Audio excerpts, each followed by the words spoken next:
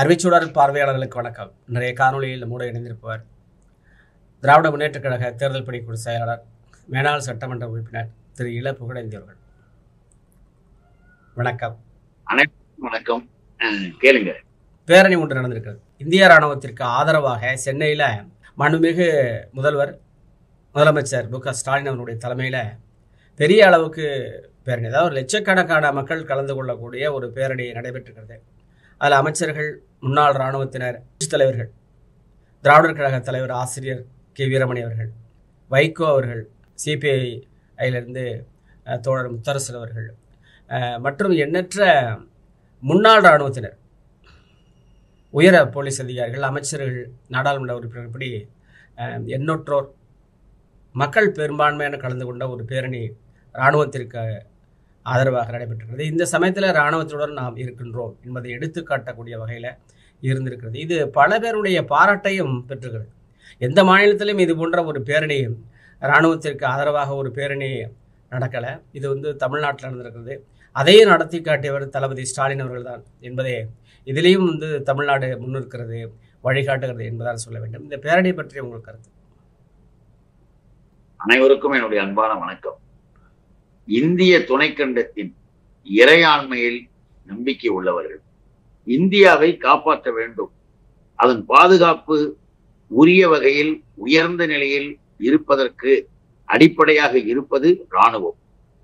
அந்த இராணுவத்தினுடைய செயல்பாடுகள், அதுவும் குறிப்பாக பகைகளின் மூலமாக தாக்குதல் வருகின்ற பொழுது தடுத்து நிறுத்துவதற்கு அரசாங்கம் எப்படிப்பட்ட செயல்கள் செய்வதாக இருந்தாலும் சரி, ஆனாலும் கூட போர் என்று வந்து விடுமேயானால் எல்லோரும் ஒன்றாக இருந்து நாம் அந்த போர் வீரர்களுக்கு, போர்க்களத்திற்கு போகின்ற நிலையில் இருக்கக்கூடிய அந்த சகோதரர்களுக்கு நம்முடைய ஒரு ஆதரவாக ஒன்றை சொல்லுகின்ற பொழுது ஒரு ஊக்க சக்தியாக இந்த ஐடியா வந்தது பாருங்க, இந்த எண்ணம், இந்த இது வந்தது பாருங்க. முதலமைச்சர் திராவிட மாடல் அரசு என்பது எப்படிப்பட்டதுன்றதை இதுலயும் ப்ரூவ் பண்றாரு.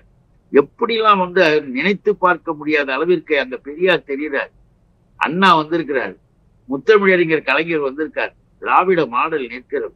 எதற்காக இதையெல்லாம் சொல்றேன்னா வேற ஒண்ணும் இல்ல, இப்படிப்பட்ட ஊர்வலம் இராணுவத்தினுடைய செயல்களுக்கு, இராணுவ வீரர்களுக்கு ஊக்கத்தை தரக்கூடிய அளவிற்கு மட்டும் இல்ல, இன்னைக்கு இருக்கிற அறிவியலின் மூலமாக, ஒரு காலத்துல எல்லாம் ஊர்வலம் போனாங்கன்னா மறுநாள் பேப்பரோடு போய் முடிஞ்சிடும். ஆனா இன்றைக்கு இருக்கிற அறிவியல் மூலமாக அடுத்த நிமிடம் உலகம் முழுவதும் போகின்ற தகவல்கள், செய்திகள், படங்கள் எல்லாமே போயிடுச்சு இல்லையா, வீடியோ உட்பட. அப்போ அயல் கருத்து உள்ளவர்கள், மாறுபட்ட நிலையில் இருப்பவர்களும் அதை பார்க்கறாங்க. பார்க்கும்போது இந்தியாவிலே இன்றைக்கு தமிழ்நாட்டினுடைய முதலமைச்சராக இருக்கிற தளபதி மு.க. ஸ்டாலின் அவர் ஒரு நாட்டின் பிரைம் மினிஸ்டராகவே இருக்க தகுதி உடையவர் என்பதை எடுத்து சொல்லுகின்ற விதமாக எல்லா மாநிலங்களும் எல்லாரும் உற்று பார்க்கக்கூடிய அளவுக்கு ஒன்று நடத்தினார். நடத்தும் பொழுது கூட அவருடைய அறிக்கையில கூட தெளிவாக அவர் சொன்னார், பொதுமக்களும் கலந்து கொள்ளுங்கள், மாணவ மாணவியர்கள், இளைஞர்களும் கலந்து கொள்ளுங்கள், உயர் அதிகாரிகளும் மற்றவர்களும் கலந்து கொள்ளுங்கள் என்றெல்லாம் அழைப்பு. அந்த அழைப்பிற்கேற்ப இப்ப நீங்க சொன்னீங்க இல்லையா, எல்லாரும் கலந்துக்கிட்டாங்கன்னா அதுல இன்னொன்னு இருக்கு, திராவிடம் ஒன்று இருக்கிறது. அங்கதான் நான் சொன்ன தலைவர்கள் எல்லாம் எழுந்து நிக்கிறாங்கன்னு சொன்ன எதுக்கு தெரியுமா? இந்தியாவில நீங்க ஆட்சியில் இருக்கலாம், இஸ்லாமிய சகோதரர்கள், கிறித்துவ பெருமக்கள், சைவ சமயத்தை சார்ந்தவர்கள், வைணவ சமயத்தை சார்ந்த, திராவிட சமயத்தை சார்ந்தவர்கள் உன்னால் இந்து என்று சட்டப்படி அழைத்த காரணத்தினால் அந்த இந்து என்ற வார்த்தைக்குள் அகப்பட்டு கொண்டிருந்தாலும் கூட உண்மையான உணர்வு படைத்த திராவிட இயக்க தோழர்கள், தலைவர்கள் எல்லாருமே அன்றைக்கு அந்த ஊர்வலத்தில் பங்கேற்றார்கள் என்றால், எல்லா சமயத்தவர்களும் இந்தியாவிலே பார் இங்கே என்று உலகத்தை பார்க்க வைத்து திராவிட மாடலை தலைநிமிர வைத்திருக்கிறார் நம்முடைய முதலமைச்சர். அதனால நம்முடைய தலைவருக்கு நாம வரவேற்பும் பாராட்டுதலையும் சொல்றோம். அந்த இதுல ஊர்வலத்துல நம்முடைய தமிழர் தலைவர் ஆசிரியர் ஐயா அவர் மூத்தவர், அறிவில் முதிர்ந்தவர், வயதில் மூத்தவர், எல்லா வகையிலும் இன்றைக்கும் இயங்கிக் கொண்டே இருக்கக்கூடிய இயக்கம். அவரும் வருகிறார், மதிமுகவினுடைய தலைவராக இருக்கிற அண்ணன் வைகோவும் வருகிறார், பொது உடைமை இயக்கத்தினுடைய தலைவர்களும் வருகிறார்கள். எல்லோருமே தமிழ்நாட்டில் இருக்கக்கூடிய அந்த மற்றைய கட்சி பிரமுகர்கள் எல்லோருமே வராங்க. எதுக்காக இதை நம்ம குறிப்பிடுறோம்னா, இப்படிப்பட்ட ஒரு பெரிய ஊர்வலம் நடத்துறாரு, இந்தியாவே பார்க்குது, பாராட்டுது. எங்க போனார்கள் மலையெல்லாம்? RSS ரவி மறுநாள் வேறு வழியே இல்லை, திட்டியவனை கூட பாராட்ட வைத்த செயல் நம்முடைய முதல்வரின் செயல். எப்பா, என்னால திட்டி தான் பார்த்துட்டேன், எவ்வளோ அவங்கள பேசிட்டேன், ஆனா வேற வழியே கிடையாதுயா, பாராட்டி தான் ஆகணும் அப்படின்ற அளவுக்கு அந்த RSS ரவி கூட பாராட்டி வரவேற்று அரசாங்கத்தினுடைய செயல்களை உயர்த்தி சொல்லியிருக்கிறார். எதுக்காக சொல்றோம்னா, பிஜேபி என்கின்ற பாசிஸ்ட் இவர்களோடு உறவு கொண்டு இருக்கக்கூடிய சில சில்லறைகளும் உதிரிகளும் வரல. ஆனால் உண்மையானவர்கள் அத்தனை பேரும் வந்தாங்க, நாடு பார்த்தது. ஆகவே இந்த ஊர்வலத்தின் மூலமாக ஒரு மிகப்பெரிய கருத்தாழமிக்க, ஒரு திறனாய்வு மிக்க ஒரு செயல்பாட்டினை சிறப்பாக செய்திருக்கிறார் முதல்வர். அது நாட்டுக்கும் ஒரு பாடத்தை தந்திருக்கிறது, உலகத்திற்கும் ஒரு பார்வையை தந்திருக்கிறது. ஆகவே நாம பெருமையோடு அதை வரவேற்கும். இப்போ இந்த சந்தர்ப்பத்தில் எல்லா ஊடகங்களுமே இந்திய இராணுவத்திற்கு ஆதரவாக இருக்கிறார்கள், இந்திய இராணுவத்திற்கு ஆதரவாக பேசி வருகிறார்கள். ஒற்றுமையாக ஒரே குரலில் இந்தியா சார்பாக ஒழித்து கொண்டிருக்கிறது. இந்த சந்தர்ப்பத்தில் இந்த தி வயர் என்ற இது இணையதளத்தை அந்த ஒன்றிய அரசு முடக்கி இருக்கிறது. உங்களுடைய பார்வையில் என்னன்னா, யூனியன் கவர்மெண்ட் என்றைக்கு பாசிஸ்ட் அதிகாரத்திற்கு போனார்களோ அன்றைக்கே ஜனநாயகத்தின் குரல்களை நெரிக்கப்படுகிறது. ஊடகங்கள், எழுத்தாளர்கள், சுய சிந்தனையாளர்கள், படைப்பாளர்கள் அத்துணை பேருக்கும் கடிவாளம் போட்டது போல எல்லா இடத்திலும் தடைகளை போட்டுக் கொண்டு வருவதை போர்க்காலத்தில் கூடமா. ஏன் இதுல என்ன நீ சாதிக்க?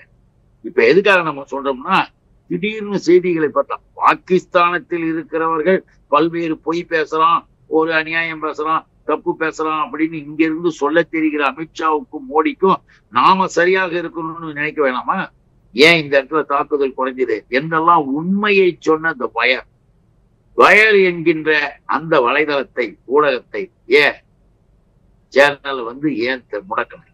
3 வருஷமா, கடந்த 3 வருஷமா எல்லாம் அமித்ஷா சொன்னதை சொல்ற, லடாக் பகுதிகளில், அருணாச்சல பிரதேசத்துல சீன ஆக்கிரமிப்பு குடியிருப்புகளை கட்டியது மட்டும் இல்ல, குடியிருப்புகளை கட்டியது மட்டுமல்ல, பேங்காக் என்கின்ற ஏரியின் குறுக்கே மிகப்பெரிய பாலத்தை கட்டியிருக்காங்க.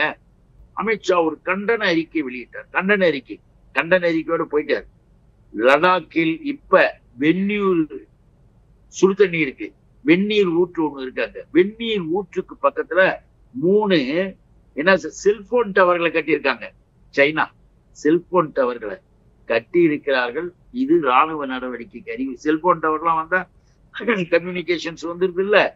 இதையெல்லாம் கண்டிக்கவோ இதையெல்லாம் பேசல. இப்போ இவ்வளவு பிரச்சனைகள், இவ்வளவு ஊடகங்கள் பொய் பேசுகிற ஊடகங்களுக்கு வரவேற்பு, உண்மை பேசுகிற ஊடகங்களுக்கு தடை, முடக்கம் எல்லாத்தையும் செஞ்சுட்டு நீ எதை சாதிக்க போறன்னு கேட்டா, அவர்களுக்கு துணையாக ஆடிக்கொண்டு இருக்கிறாங்கல்ல தமிழ்நாட்டுல கொஞ்சம் பேரு, அப்படியே திமுக அரசின் மீது அப்படியே குற்றச்சாட்டு குறைகளை சொல்லிட்டு இருக்கானே. நாம கேட்கிறோம், நீ எல்லாம் ஒரு கட்சியா நடத்துற?